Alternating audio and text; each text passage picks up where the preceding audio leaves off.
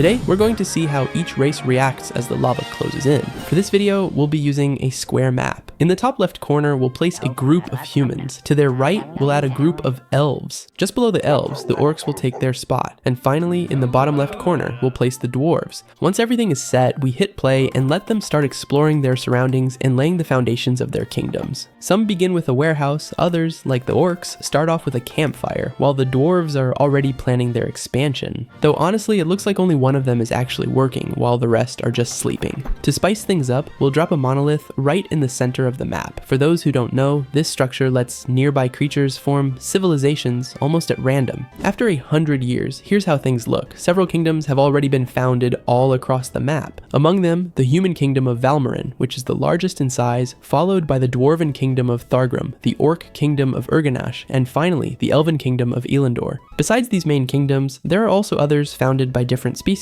Here we've got wolves, snakes, and cows, plus 2 small villages of cats. Over in the human kingdom, their technological progress is surprisingly advanced for the time they're in. They even have a training barracks and a mine, which allowed them to reinforce all their buildings with concrete, and they've even managed to put up a siege tower. That said, the humans' secondary kingdom, named Morrow, doesn't seem nearly as developed. As for the elves, they're clearly one step behind the humans, still living in tents, and on top of that, lacking any training barracks. The orcs are pretty much on the same level as the elves, with similar progress, while the dwarves are without a doubt the most underdeveloped of the 4 main races. I honestly can't decide what surprises me more, the fact that they've barely upgraded any of their buildings, or that even so, they've still managed to hold the number 2 spot in population. On the other hand, the secondary races that popped up are clearly way behind. Makes sense, since they've had a lot less time to develop. Still, you can't completely count them out because they've got the advantage of holding prime real estate right in the center of the map. And with that said, it's time to crank things up a notch. We're bringing in the lava to get to the really interesting part.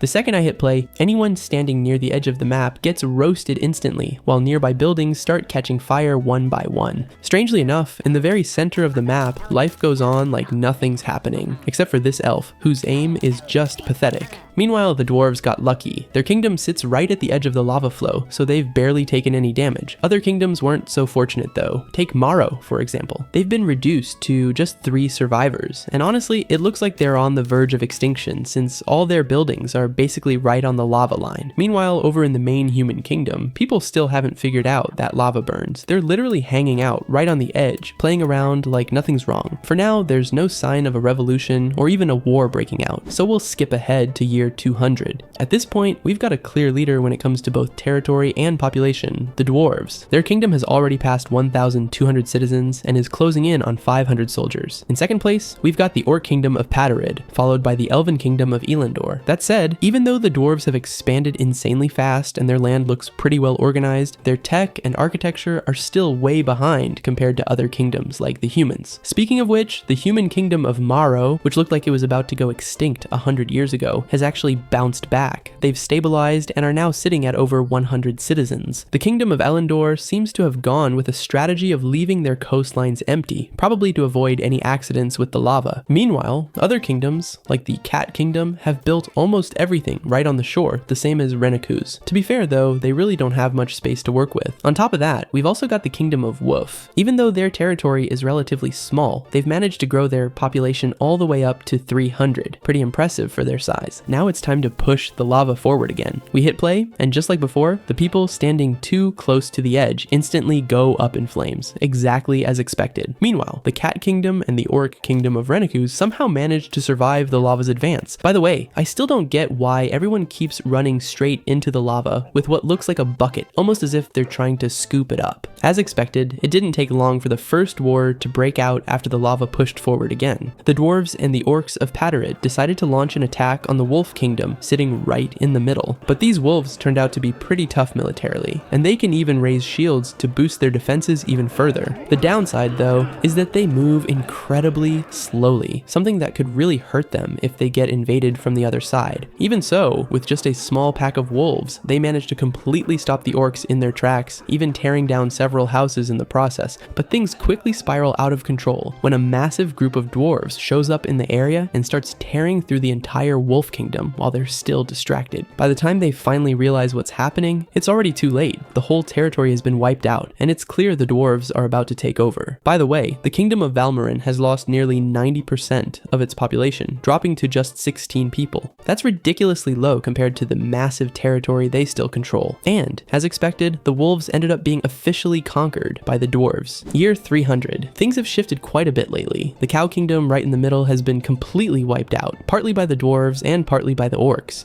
who managed to grab a bit more territory for themselves. Meanwhile, the Snake Kingdom launched an attack on the humans. They didn't exactly take them over, the land still technically belongs to the humans, but their current king is actually a snake. On another note, the elves have finally built their first training barracks, which should give them a much better shot in the wars that are bound to break out soon. Other kingdoms though, like this orc one over here, weren't so lucky, and chances are they'll be wiped out in the next lava advance. So, without wasting any more time, we let the lava flow again, and just like always, everyone standing near the edge is wiped out instantly. Incredibly, the dwarven kingdom of Thargrim lost nearly half its entire population, a massive blow. It seems they never learn, since most of their people are always hanging around right at the lava's edge. Other kingdoms also took some heavy hits, like this orc kingdom here, or even the cat kingdom, which might not make it through the next advance if they don't act soon. After a few minutes, new wars break out and something unusual happens. One of the dwarven towns declared independence in what used to be the wolves' territory. And sure enough, we now see that all the wolves have broken off completely, though interestingly, their king is actually a dwarf. The wolves really are a beast of a faction when it comes to war. Raw strength, insane endurance, and those shields. Honestly, they caught me off guard. Meanwhile, the Elven Kingdom is under siege from both the snakes and the orcs, so it's looking like they won't be around much longer. But before that could even happen, the new kingdom of Phaon pulled off something huge. They conquered a massive chunk of dwarven land, and as if that wasn't enough, they pushed their entire army straight into the last piece of territory the dwarves had left, wiping it out too, and forcing them into a tiny corner on the edge of the map. The elves had been completely wiped out, but their land was left unclaimed. That meant any of the 3 nearby kingdoms could take it over, or even split it among themselves. By the way, it looks like the new kingdom of Phaon decided to hold back from finishing off the original dwarven kingdom of Thargrim. Maybe it's payback for what happened years ago, or maybe they just want to let them sit there for another 100 years until the next lava wave burns them to ash. Fast forward to year 400, and honestly, not much has changed. The kingdom of Valmarin managed to seize all the land the elves had left behind, and I'd even say they grabbed part of Phaon's territory too. As for the smaller kingdoms, like the last remnants of Thargrim, they're still hanging on by a miracle, but it's clear they won't last much longer. So we trigger another lava flow, and right from the start it's obvious. This time, a massive number of people are going to be wiped out. We hit play, and I'd say nearly half of the world's population was wiped out in an instant, including most of the smaller kingdoms that were basically just decoration at this point. The desperation across the remaining realms is starting to show, and now it's rare to see a kingdom made up of only one species. Pretty much all of them have at least a few individuals from different races mixed in. In Phaon, for example, there are some dwarves causing trouble, but even with that, they're still the biggest and most powerful kingdom left standing. Only 3 kingdoms remain at this point, Phaon still holding the top spot, followed by the orc kingdom of Patarid and the serpent human kingdom of Valmarin. I pushed the timeline forward a bit, but since no wars broke out, I decided to skip straight ahead to year 500. That's when something unexpected happened. While we were just waiting, it turns out the orc kingdom of Patarid managed to absorb Valmarin. So now there are only 2 kingdoms left. Phaon, with the bigger population and territory, and Patarid, which honestly isn't doing too bad either. This could end up being a pretty close fight. There's one big problem though. Both kingdoms decided to build and centralize their villages right along the edge of the lava, maybe thinking it would never move again. But yeah, nothing could be further from the truth. We let the lava flow once more. This time I'd say around 80% of the population was burned alive, while somehow there were a few who managed to survive the lava without taking any visible damage. Incredibly, I even saw people straight up swimming in it, while others tried and failed because they just couldn't hold out for long. The wolves, convinced the lava wasn't deadly anymore, jumped right in, only to be roasted instantly. Meanwhile, some dwarves, blinded by their own greed, ended up getting wiped out as well. Taking advantage of that opening, the kingdom of Phaon decided to go after the orc kingdom of Patarid and finally put an end to them once and for all. I think this was actually the first time these 2 kingdoms ever went to war, but honestly, the orcs had already taken a massive hit in the last lava wave, so they were pretty much doomed to be swallowed up by Phaon, and that's exactly what happened. Within just a couple of years, every other kingdom was gone, leaving Phaon as the only power left in the world. But the real question now is whether they'll actually be able to survive when the lava comes again in another 100 years. So we jump straight to year 600, and honestly, nothing major happened during that time. No real progress. So we're just gonna drop the lava again and let it flow. The second we hit play, over 300 people got roasted alive instantly, while the rest scrambled toward the coast trying to make it out. The space they had left looked tiny, but not gonna lie, it turned out way bigger than I thought. But here's the catch, they're still completely boxed in by lava, and that's gonna be a serious headache for their future growth. So let's just skip ahead to year 700 and check in on how things went. By now the population's dropped to around 80, and from the looks of it, they're all dwarves, no wolves anywhere around. The lava's crept up a little more too, shrinking their territory even further. Still, it seems like they've managed to stabilize, and who knows, maybe they'll just end up living happily ever after, warm, toasty, and pretty much surrounded by fire forever.